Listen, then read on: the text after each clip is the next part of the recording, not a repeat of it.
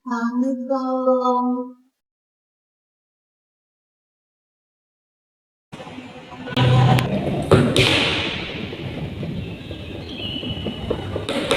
Waalaikumsalam. Makan masuk. Iya, baik. Silakan duduk dulu ya. Yang nyaman aja.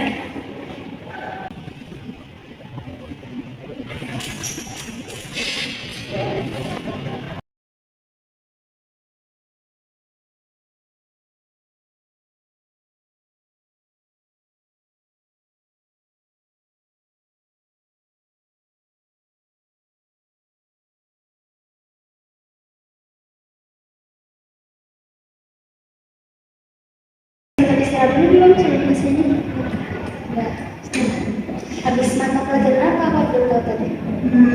Tadi tuh mata pelajaran bahasa Indonesia sih.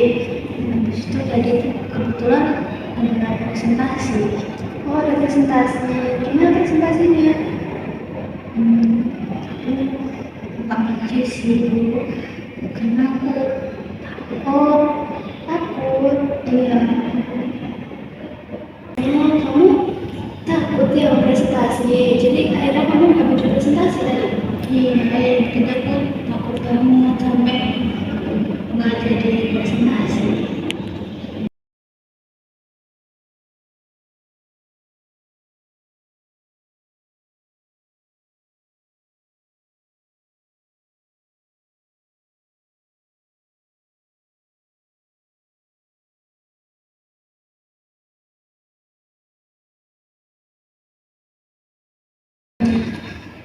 Oh, jadi sekarang kamu lagi merasa takut ya presentasi? Iya bu, benar. Oke, jadi kita coba untuk ngobrol lagi ya, untuk bisa kita pahami dan bisa kita cari cara menanganinya ya.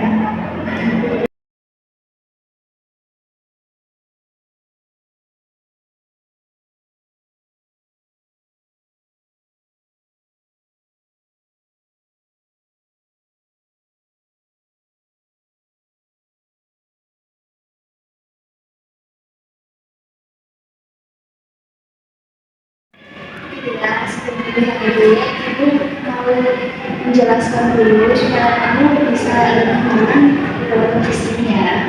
Yang pertama, itu semua yang kamu ceritakan di sini bersifat rahasia, artinya nggak akan ada yang akan Ibu kasih tahu tentang cerita kamu ini siapapun kecuali atas izin kamu. Yang kedua, kamu bisa menceritakan apapun terserah kamu seleluasa kamu tanpa merasa dihakimi oleh masyarakat. Oke. Kemudian untuk waktu konseling kita ini sekitar 20 menit ya. Di sini kita akan membantu menghadapi. Tapi kamu juga diharapkan untuk ikut dan jujur ya, supaya kita bisa mencari solusi yang tepat untuk masalah ini. Dan yang terakhir, apabila selama proses konseling ini kamu merasa nggak nyaman, kamu bisa ngomong aja, jangan malu ya.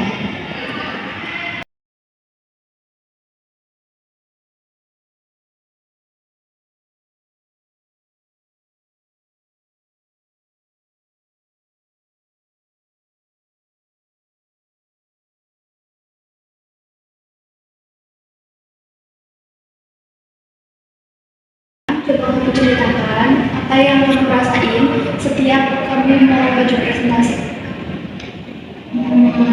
Saya merasa takut bu, rasanya tuh jantungnya tuh berdebar-debar sangat kencang. Terus tuh namanya tuh berasa dingin. Waktu mau maju juga kakinya tuh kayak lemas gitu, kayak nggak bisa bergerak. Ada juga sampai gemetar. Terus habis itu kalau udah di depan juga tuh ngeliat pandangan teman-teman anak aku ya, rasanya tuh kayak aku tuh bisa dilihatin, terus habis itu kayak dihakimi pandangannya. Aku jadi takut sampai cemas sendiri. Oh, jadi tubuh kamu itu ikut bereaksi ya? Dari tangan terasa dingin, jadi berdebar-debar, perasaan juga jadi kayaknya orang-orang perhatiin aku banget nih gitu ya.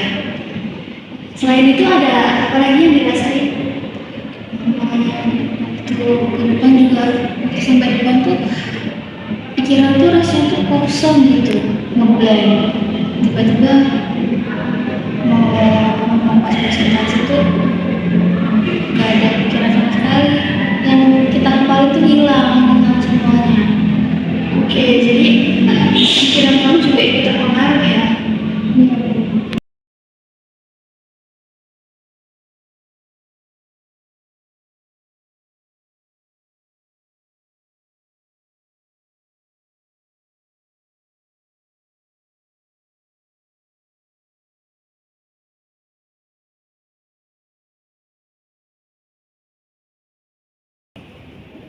Oke, jadi apa yang paling kamu takutin ketika kamu lagi presentasi?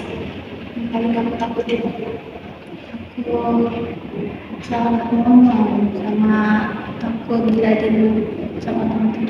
Jadi kamu takut dinilai dan takut membuat kesalahan ya? Oke. Eh, Coba kamu bayangin, semisal teman-teman kamu melihat kamu presentasi itu apa yang kamu benar-benar takutin? Takut diketawain waktu aku salah ngomong pas waktu kayak kan grogi ya kadang, terus kita tuh salah ngomong, takut tiba-tiba teman-teman pada ketawa. Iya sih, itu mengganggu banget ya ketika presentasi.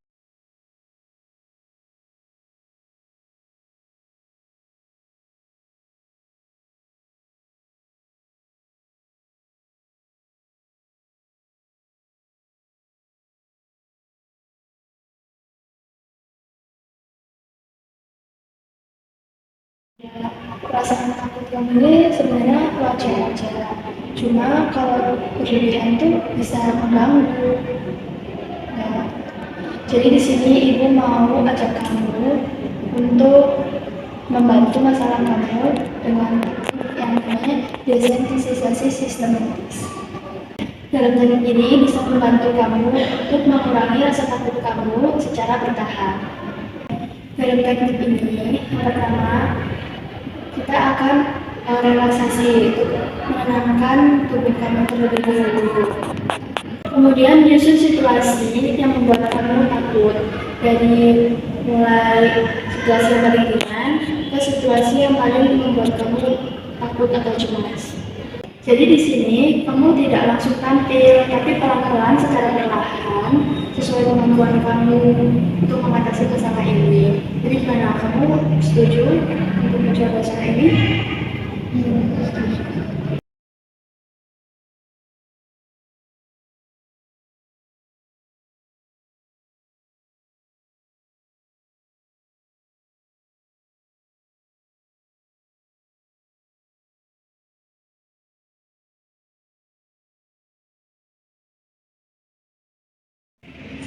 Sekarang kita mulai ke relaksasi terlebih dahulu ya. Terus relaksasi dulu.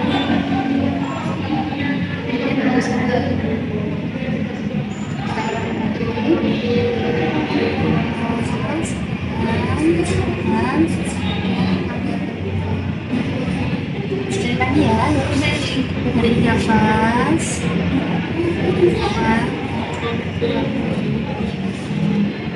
Apabila ada pikiran yang datang, biarkan lewat aja ya. Fokus ke pernapasan.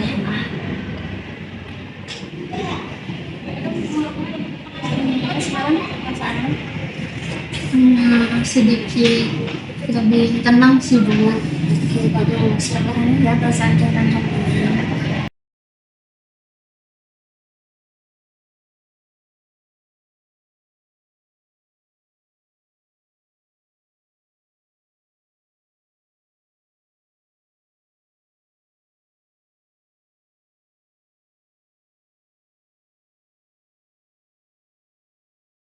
Sekarang kita mulai yang membuat urutan situasi yang membuat kamu takut ketika presentasi ya, mulai dari yang paling ringan sampai yang paling berat.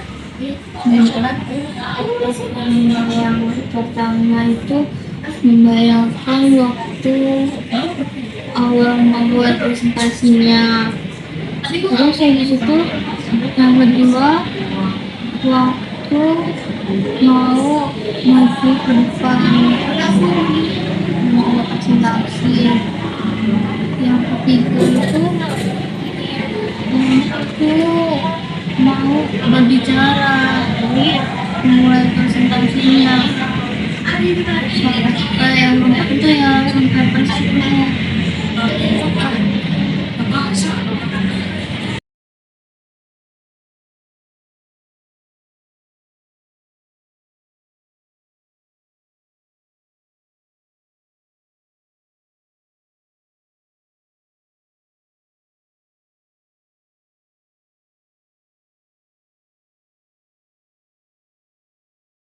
Dalam kondisi relax, coba sekarang kamu bayangkan kamu sedang ada di kelas. Oke,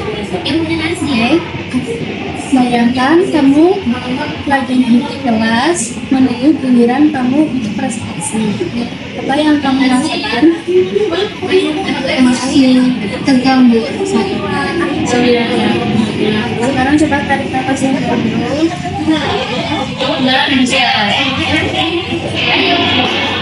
Saya ingat kembali sekarang kamu berdiri di depan kelas. Apa yang kamu rasakan sekarang? Deg-degan rasanya.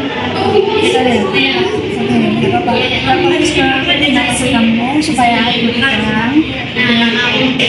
Sekarang coba kamu bayangkan ketika kamu di depan kelas dan coba untuk berbicara sama kalimat saja. Bagaimana perasaan kamu? Masih takut belum lagi kemarin. Sekarang bayangkan kamu sudah menyelesaikan presentasi kamu di kelas. Bagaimana perasaan? Saya harus memberikan sekarang lebih tenang sih daripada yang tadi. Cukup Kembangan yang sangat baik Sila.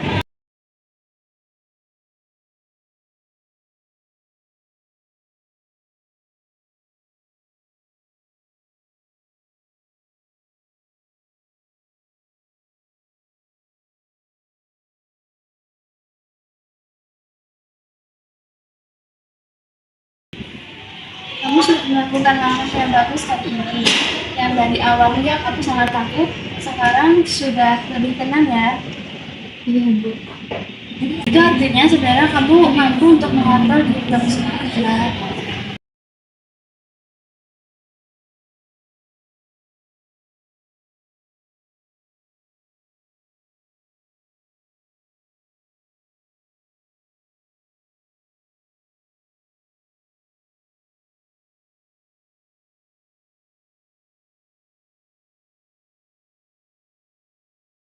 Alhamdulillah dari pertemuan hari ini kita sudah mengenali rasa takut yang kamu rasakan.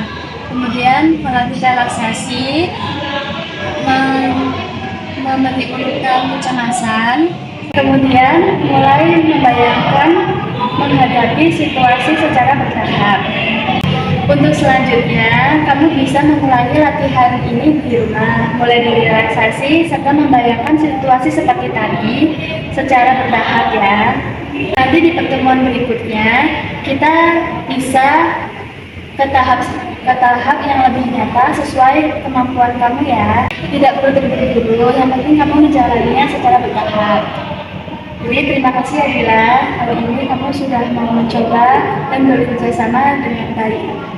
Ya Bu, terima kasih juga ya Bu untuk waktunya. Terima kasih.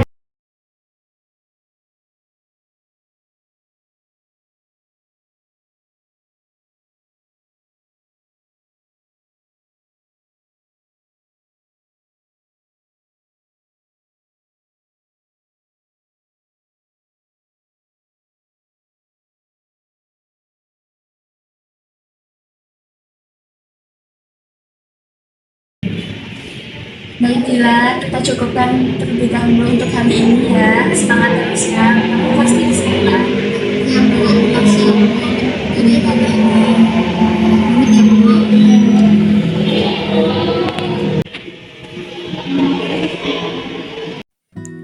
Pengertian konseling individual.